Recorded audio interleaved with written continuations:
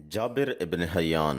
अबू मूसा जाबिर इब्न Hayyan को दुनिया का पहला मुस्तनद कीमियादान ख्याल किया जाता है। कीमियादान या अल्केमिस्ट तजुर्बाती साइंस से मुतल्लिका मखसूस अफराद को कहते हैं जो बहुत ज़बरदस्त कुव्वतों के मालिक होने का दावा करते थे। ये कीमिया की आला तरीन और रूहानी सी सूरत है जिसमें आप गैर मामूली कीमियाई रिएक्शंस का मुशाहिदा ज़्यादा तेज़ रफ्तारी से करते हैं। जाबिर इब्न हयान 721 ईस्वी में तौस के मकाम पर पैदा हुआ। दवासाजी और दवा फिरोशी इसका जरिए रोजगार था। शीरख्वारी में ही बाप का साया सर से उठ गया तो माँ ने इसकी परवरिश और तालीम और तरबियत की जिम्मेदारी उठाई। जाबिर इब्न हयान ने कुछ होश संभाली तो माँ ने उसे कूफा के मज़ाफ़ात में बदुओं के साथ परवरिश पाने के लिए भेज दिया। लिहाजा आला तालीम हासिल करने का कोई सवाल ही पैदा न होता था। जवान होने के बाद भी वो कूफा में मुकीम रहा। इस जमाने में कूफा में इल्म और तदरीस का बड़ा चर्चा था। जाबिर ने बाकायदा पढ़ना शुरू किया। इस वक्त की मुरव्विजा यूनानी तालीमात ने इस पर गहरे असरात छोड़े। इल्म हासिल करने के बाद उसने अपने इर्द गिर्द के लोगों को सोना बनाने के जुनून में मुब्तला देखा तो खुद भी यही राह अपना ली। काफी तजुर्बात करने के बाद भी वो सोना तैयार करने में कामयाब न हो सका, लेकिन कीमिया में हकीकी दिलचस्पी की वजह से उसने तजुर्बात का सिलसिला खत्म न किया। उसकी जिंदगी, नजरियात, तसानीफ, अकायद, नाम, उस्ताद के बारे में कोई हतमी बात मौजूद नहीं। जाबिर की फिक्र में नजरिया मीज़ान की हैसियत कलीदी है। कुरान करीम में लफ्ज मीज़ान मुतादिद जगह पर आया है। इससे कायनाती तवाज़ुन के अलावा दोनों जहानों में अल्लाह का अदल और रोज़े क़यामत की जज़ा व सज़ा भी मुराद है। इस्लामी तसव्वुफ़ में तसव्वुरी मीज़ान अहम खड़ी है। कायनात का जर्रा जर्रा मीज़ान की मुंह बोलती तस्वीर है। आफ्ताब, माहताब, जमादात, हैवानात, नबातात, तमाम जानदार व गैर जानदार अशिया की हरकत और सुकून का दारोमदार मीज़ान पर है। मीज़ान कायनाती उसूलों का मरकज व महवर है। जाबिर के नजदीक सतारा का अदद इसी तवाज़ुन का मजहर है जिसकी बुनियाद पर दुनिया वजूद में आई और कायम है। यूं 19वीं सदी के अंग्रेज मुफक्किरों की तरह जाबिर इब्न हयान ने भी साइंसी निज़ाम का रिश्ता अपने दीनी अकायद के साथ नथी कर लिया था। ये अम्र काबिल जिक्र है कि पूरी दुनिया में इल्मी, साइंसी और फिक्री हवाले से दूसरी सदी ईस्वी के बाद कोई अहम शख्सियत पैदा न हुई थी। बुक़रात, अरस्तु,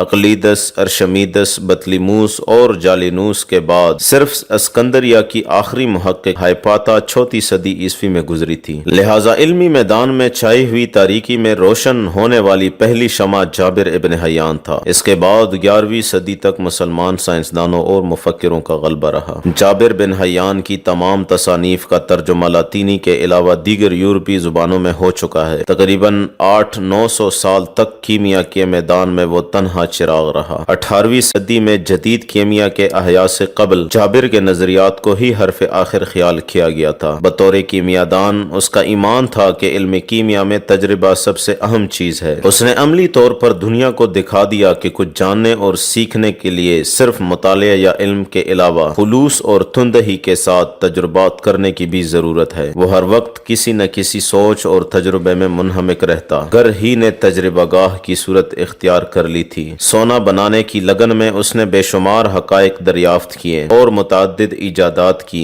हत्ता के अब्बासियों की दारुल हुकूमत बगदाद में भी उसका चर्चा होने लगा जो इस वक्त इल्म का बहुत बड़ा मरकज बन चुका था। वो जमाना खलीफा हारून रशीद की खिलाफत का था। इनका वजीर जाफर बरमक्की इल्म का दिलदादा था। इसी ने जाबिर को दावत दी कि बगदाद आए जहाँ इसकी बहुत इज्जत अफजाई हुई और इनामात मिले। जाबिर ने अपने इल्म कीमिया की बुनियाद इस नजरिए पर रखी कि तमाम दातों के अज्जाए तरकीबी गंधक और पारा है। मुख्तलिफ हालतों में और मुख्तलिफ तनासुब से इन दातों के अज्जाए तरकीबी मिलने से दीगर दातें बनी। इसके ख्याल में दातों में फर्क की बुनियाद अज्जाए तरकीबी नहीं बल्कि इनकी हालत और तनासुब था। लिहाजा मामूली और सस्ती धातों को सोने में तब्दील करना मुमकिन था। जाबिर ने कई मरतबा गंधक और पारे को मिलाया लेकिन हमेशा शिंगरफ ही बनता था। चुनांचे इसने नतीजा अखज किया कि सोना आम गंधक नहीं बल्कि सुर्ख रंग की खुसूसी गंधक वो गर्द सुर्ख से बनता है। बाद की 8 सदियों में लोगों ने इसी खुसूसी गंधक के लिए बहुत सर मारा लेकिन नाकाम रहे। इसमें मुशाहिदा, जहानत, लगन और अंत तक मेहनत करने की जबरदस्त सलाहियतें मौजूद थी। दूसरे वो समझता था कि मंजिल मकसूद कभी नहीं आती, जिसे पा लिया वो मंजिल नहीं। इस शऊर ने इसे कायनात की तहकीक में आगे ही आगे बढ़ते जाने की धुन और हौसला दिया। जाबिर करव अम्बीक नामी एक आले का मुअज्जिद भी था जिसके 2 हिस्से थे।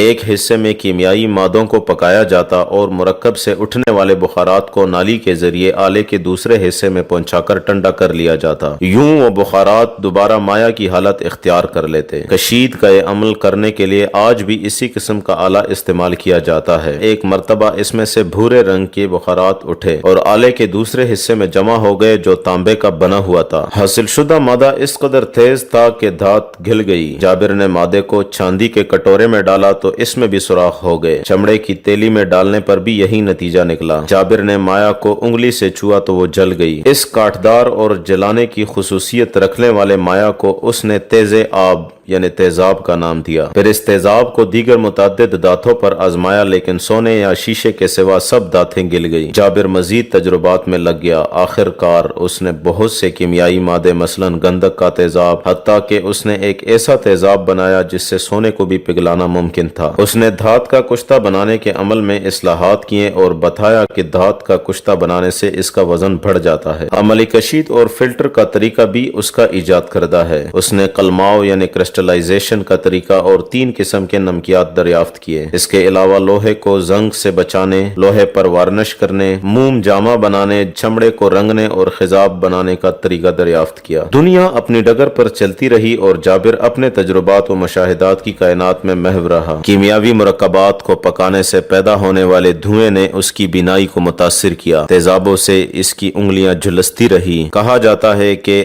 815 عیسوی میں وہ طوس کے مقام پر فوت ہو گیا، لیکن کیمیا کے میدان میں نوح انسانی کو ایک ایسا ابدی جذبہ اور لگن عطا کر گیا جو آج مریخ اور چاند پر زندگی کے آثار دریافت کرنے والے محققین میں بھی موجزن ہے۔